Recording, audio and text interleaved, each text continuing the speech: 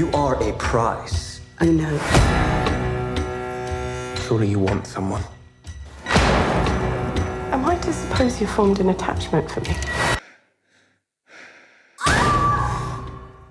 Irish author J. Sheridan Le Fanu was a hugely popular purveyor of dark romantic tales of mystery and imagination in the style of Edgar Allan Poe.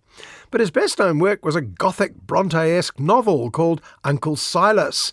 The film version, Lies We Tell, opens on a young heiress called Maud Ruthven. My father taught me that angels and demons walk among us, clothed in human flesh. The trick is to tell which is which. On the death of her father, Maud inherits a big gloomy mansion and a fortune that will be hers once she turns 21. Until then, her father's will has entrusted her to the black sheep of the family, her Uncle Silas, a man in and out of debt, at one stage accused of murder, even if he was subsequently cleared. Your uncle is hardly a fit person to have charge of a young girl. He's my nearest relation, sir. You've never met him, I think. I will not challenge my father's choice of guardian. Despite the protests of the estate's trustees, Maud has total, if misplaced, trust in the judgment of her late father. She welcomes not only her Uncle Silas, could he be anything but a villain with that name, but also his children, idle wastrel Edward and airheaded Emily. Uncle. Dear child, allow me to present your cousin Edward. Dear cousin, what good friends we shall be. The honeymoon is soon over, though. Uncle Silas's apparent goodwill towards Maud is soon revealed to be mostly directed at her money.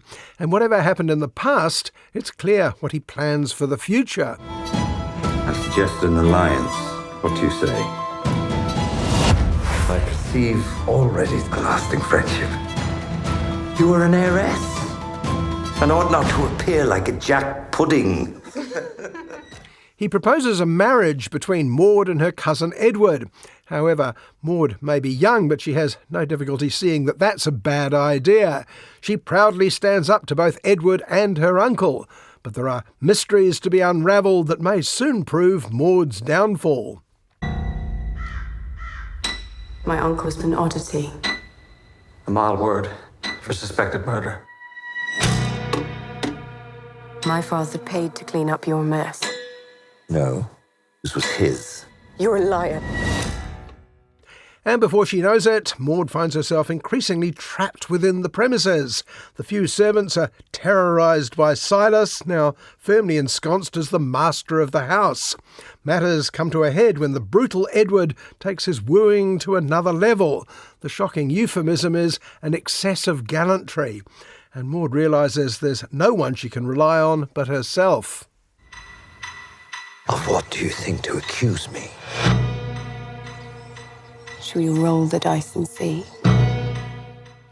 Maud is played in a spirited star-making performance by Agnes O'Casey, who's by far the best thing in the film. The script has trimmed back much of the original's serpentine Gothic storyline, but in doing so it's also lost much of its power. Lies We Tell is certainly dark and brooding, but it's also strangely lifeless. Sometimes less really is less. What is it you want? In that little heart of yours? Do you think it's so little? You're mistaken.